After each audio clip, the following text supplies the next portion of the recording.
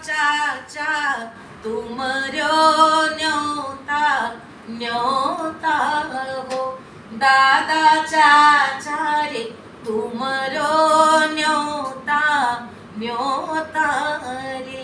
अब देखिए, आजा पर पाजा दादा चाचा, 7 पीढ़ियां हो गई कि बताइए?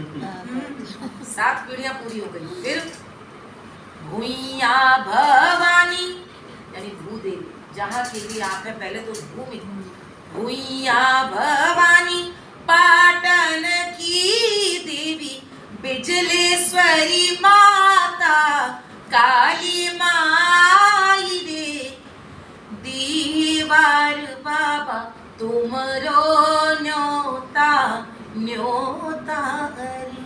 अब मैं बताती चलूं कि डीहवार बाबा कौन है, ऐसे नहीं समझ में। डीहवार आप बताइए।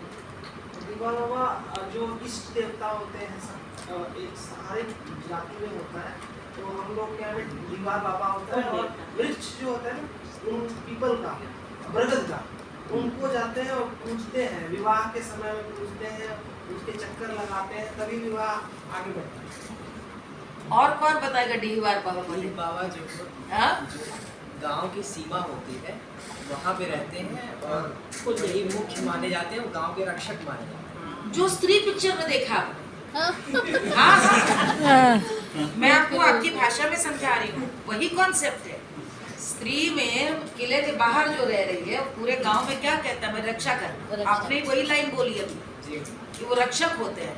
डीहवार बाबा मानते हैं कि वो रहे नहीं, अदृश्य रूप में पितर कहीं पर, या आप उसको भूत कह सकते हैं गांव की भाषा में, ऐसे पुरखे, ऐसी दिव्य आत्मा जो कि वहाँ रक्षिका बन के हमारे समाज की। डीहवार बाबा यानी कि बच्चों को वहाँ जाने नहीं देते थे, जो आप बरगद बोल रहे हैं, बच्चों को भागने को कहते थे कि वहाँ पर अंधेरा हो जाएगा, जाना नहीं। वही बात है। और उसका एक स्त्रीकरण कर दिया गया, तो पिक्चर आपने हिट करा दी 1 और 2 में। बात वही डीहवार बाबा। उदार चरिता नाम देख रहे हैं, डीहवार बाबा तुमरो न्योता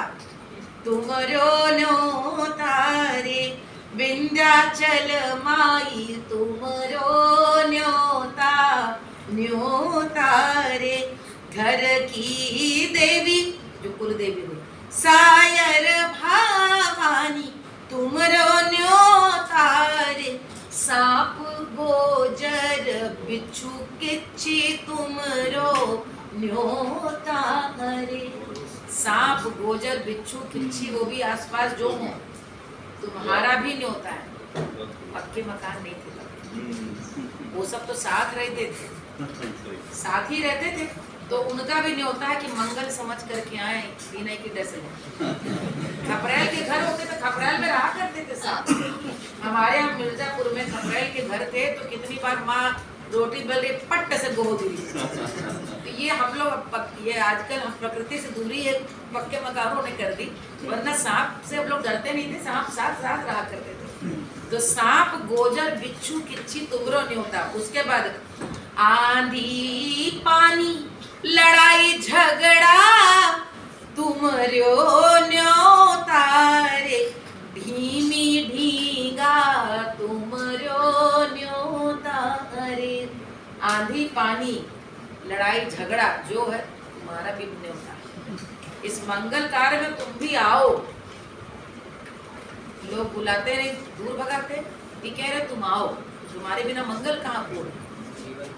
लड़ाई झगड़ा आंधी पानी जो जो विघ्न उत्पन्न कर सकता है, मैं आपको ये बताना चाह रही हूँ, उनको भी न्योता है। आगे सबसे इंटरेस्टिंग है, होठ बिच कऊनी भौसी को रानी तुमरो न्योता रे।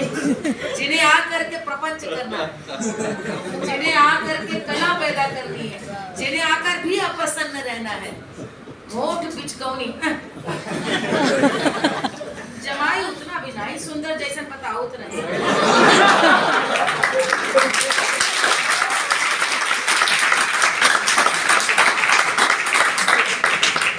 अब भौसी को ओढ़ने कहूँ कि भौसी को ओढ़ने में कि भैया बहुत अच्छी व्यवस्था भी हो तो भी, अच्छी व्यवस्था तो भी नहीं। आप देखिए मानव शास्त्र का क्या सुंदर अध्ययन है कि भौसी को ओढ़नी भी में सब कुछ है। उस भाव सिकोड़ने में क्रोध भी हो सकता है, ईर्ष्या भी हो सकती है, वैमनस्य भी हो सकता है, अचरज भी हो सकता है, लेकिन तुमको भी न्योता। अंत में क्या, इसरा बिसरा, किसी को भूल भी गए, कन्याकुमारी तुमरो न्योता न्योता।